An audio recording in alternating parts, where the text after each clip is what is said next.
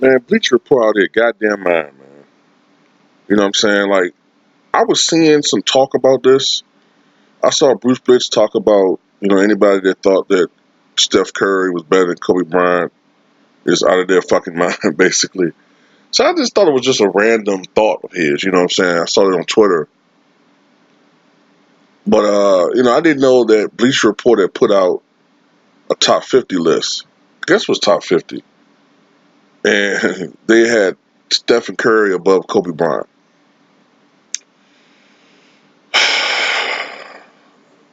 Look, man, and I looked up a recent article that the guy posted about 4 hours ago. Where he wrote why he has Kobe Bryant behind Steph Curry, and as I suspected, it was pretty much analytical bullshit, numbers, statistics, all this other shit. Which, this is the thing.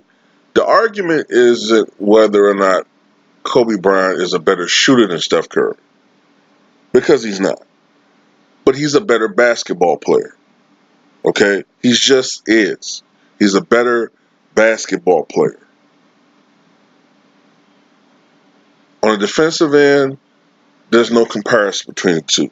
And that's what people seem to fucking forget about basketball. I'm sorry that, in today's league, defense isn't fucking valued. Matter of fact, it's becoming a problem in sports in general. I know people don't give a fuck about the grunt work aspect of defense. It's all about, hey, we got to outscore the other team. What about getting some stops? Okay? The defensive end, don't get me wrong, Curry does put up effort, but at best he's an average defender. Kobe in his best days was an elite defensive player. That's a marked difference between the two. Kobe has more moves in his arsenal than Steph Curry. Curry pretty much just relies on the catch and shoot. Okay? He can, create his own shot, but his bread and butter is the catch and shoot. And we saw in the finals that when you strategically try to take that away from him, he becomes somewhat limited. That's why in the NBA Finals, he doesn't really have those marquee moments. That's why in the NBA Finals, he doesn't have those great individual games, like some of the other greats have had. Now, I get on Kobe Bryant because I think in the finals, aside from that 40-point game he had against Orlando Magic, in 2009 NBA Finals, if I'm not mistaken. That's the only time he ever scored 40 in the finals. He doesn't have a lot of great finals moments, but one thing can be certain. Kobe Bryant, especially in the first three finals, when he was physically more unstoppable, he was still in his prime during the last two championships, but he was transitioning to being less of an explosive guy and more of a, basically a jump shooter. But Kobe had, arguably, Kobe's the most skilled shooting guard we've ever seen, as far as what he could do. Okay, um, it's just ridiculous to put Steph Curry ahead of Kobe Bryant on any all-time list. It's ridiculous. As a matter of fact, I've been noticing like a lot of stupid ass lists lately. Like a couple of months ago, I saw on Yardbarker they had a top 25 guards list, right? And you could tell that whoever wrote this article and put together that article has been heavily influenced by the three-point shot, because they had the temerity, the nerve, the gall to put Kyle Korver on a top 25 list ahead of Pete Maravich. Do you fucking hear me? Listen to what I just fucking said.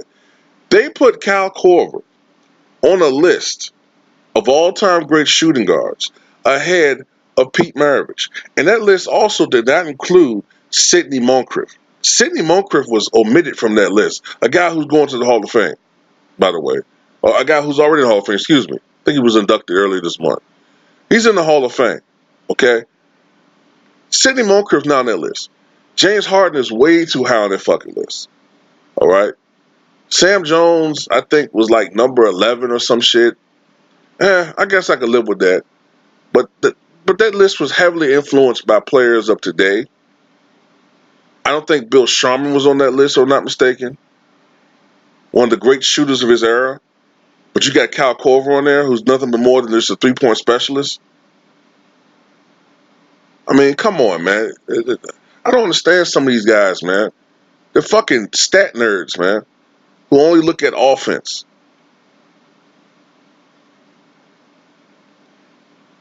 Does Curry have a post game like Kobe did? Turn around fadeaway? Can he jab step you to death? No.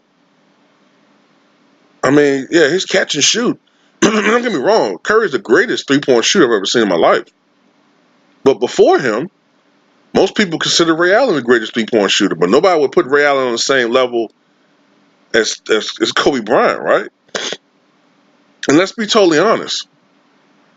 It's not that difficult to score on a team like the Warriors over the last couple of years with the absolute spacing that they have.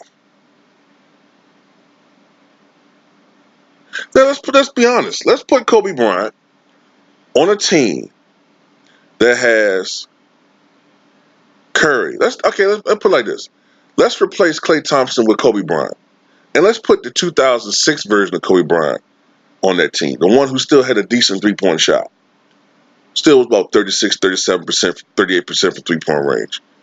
All right. Let's put him on the Warriors with Steph Curry, Kevin Durant, Draymond Green, and whoever at center. It don't really matter, center position.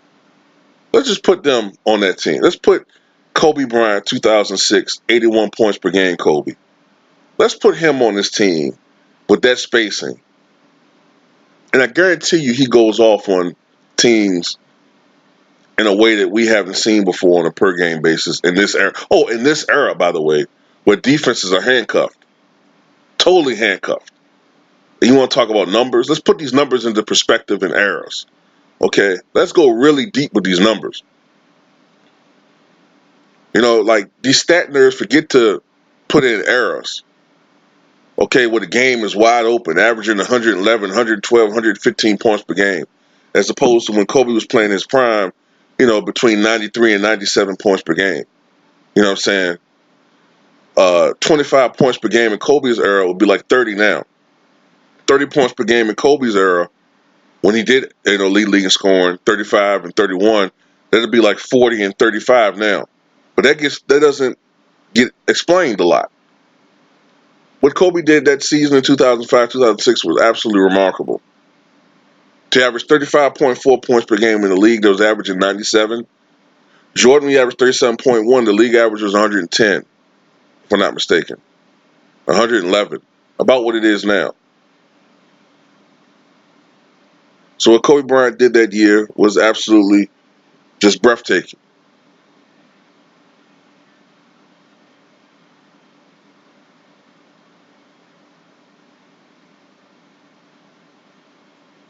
And Kobe, in the games that he scored 50 points or more, he didn't just rely on one weapon, which is outside shooting.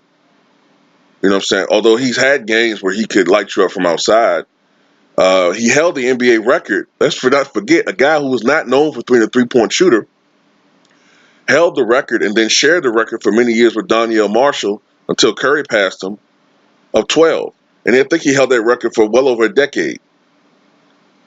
I remember that game was against the then Seattle Supersonics. He scored 45 points, but he was doing it from outside. I think he was like 12 or 18 for three-point range.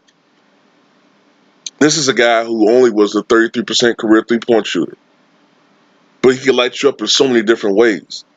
He could kill you with the mid-range, which is something that Steph Curry sometimes is a little bit iffy with, his mid-range. Sometimes it's there, sometimes it's not. Kobe, when he chose to, could kill you in the post. And of course, athleticism is not a contest between the two. The physical difference between the two is also what helps to limit Curry's game to an extent. Do you think that teams could have used the boxing one on Kobe that was going to shut him down? No. No. So to me, Kobe, I mean, look, Steph Curry is, boy. I got him like top 30 right now. I had him like 37, but I pushed him up a lot higher than that now. But as the years go on, the push up slows down a little bit. Right now, I got him like a top 30.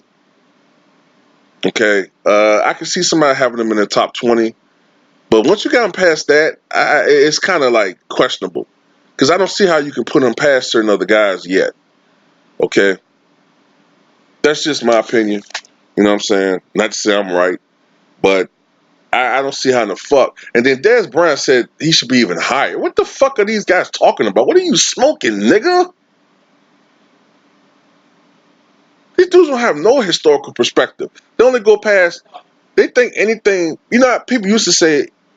People used to say people don't believe that anything before the Bird Magic era count. Now I'm starting to think with some of these morons, anything before the late Jordan's era doesn't matter. The league been around since 1946, man. And then people have these lazy ass arguments. Oh, don't play against unathletic white guys. Because you see a bunch of black and white film, that means that somehow they're trapped in time and they slow and they're unathletic. And you picture like a bunch of white boys running around in slow motion in tight shorts. Oh, man, if I was playing, I'd be dunking all over these niggas. Motherfuckers probably can't even fucking jump 3 feet off the ground. 3 inches off the fucking ground. I don't know, man, but just to wrap this up, man, ain't no way in hell that Steph Curry's better than Kobe Bryant. I'm sorry. There's no way. And the dude don't even have no fucking finals MVPs, man. I just thought about that. No finals MVPs. One year you let Andre Iguodala get finals MVP. The last couple of times it was Kevin Durant. And then when Kevin Durant got injured, and that's another argument, by the way. Some people had the idiotic nerve to say that Curry is better than Durant. Well, if you look at this, thanks to Chris Broussard, dumbass. When you look at the numbers in games where Steph Curry's not playing, the Warriors are only, what was it? What the fuck did he say? In games where Kevin Durant's not playing, the Warriors are 31-1. But when Curry's not playing, the Warriors are only 19-11. So this clearly shows that Steph Curry is a better player. I'm just being honest. Yeah, we saw that in the finals, didn't we? We saw without Kevin Durant what happens. They're a really great team. They're a championship caliber team, but they're not the juggernaut that they were when Kevin Durant was there. So he's not even better than Kevin Durant, let alone Kobe Bryant. You know what I'm saying? No finals MVPs, and without Kevin Durant and without Klay Thompson, we're going to see just how good Curry is this year. I think they're going to put up a lot of points, but the Warriors are not going to be this 67-15, 73-9 juggernaut anymore. All right? Do you think that Steph Curry could have took that team of bums with Slavo Medvedenko and Smush Parker and Kwame Brown? You think that Curry could have took that team to playoffs? Y'all out your motherfucking mind if you think he could have.